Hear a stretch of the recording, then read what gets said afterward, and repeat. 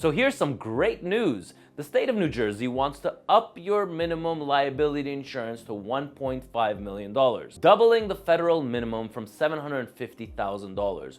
What does this mean to small fleet owners? What does this mean to the owner-operator? And what does it mean to these mega carriers? Well, I could tell you one thing. The mega carriers can absolutely care nothing about this because they all carry about $2 million in minimum liability insurance. But for that owner-operator or that small fleet owner like us, ET Motor Freight, in Atlanta, Georgia, well, this is a big problem for us. So what does this mean to small fleet owners and owner operators? Well, I could tell you from my own experience. I mean, we just recently opened up ET Motor Freight in Atlanta, Georgia. And when we talked to the broker, we asked him about what kind of minimum liability insurance we need. He told us that the average was $750,000, but we should be carrying $1 million.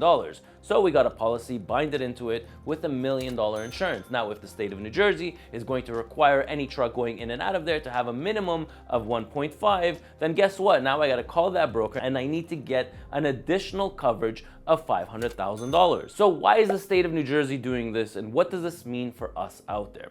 Well, the state of New Jersey probably has had enough of people getting into accidents or going under the bridge, because that's a famous one in New Jersey because they have low bridges, and the cost of the cleanup or the damage to the bridge far exceeds the $750,000. Now, this is happening quite frequent in the state of New Jersey. So they want to say enough is enough. We need to up the minimum to 1.5.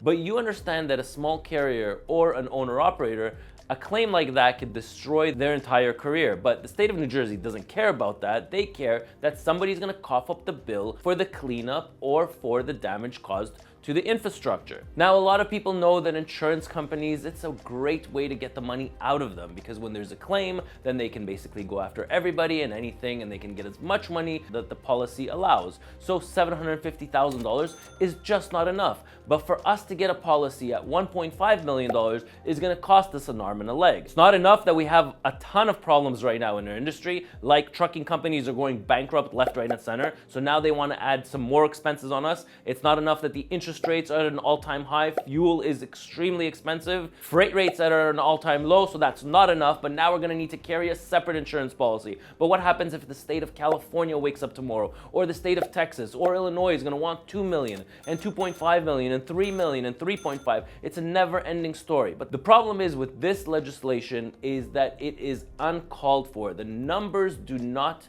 merit what they're doing. So for example, if they had the stats saying that, guys, over the last 10 years, we have had X amount of accidents in the state of New Jersey, and they have all been claims over X amount, and we've lost X amount of dollars, and if there was stats backing this legislation, then there would be merit to it. The problem is with this legislation is that there's no merit to it, and they just want to up it. So in the case there's an incident, they want to have these trucking companies that their minimum insurance policy is $1.5 million.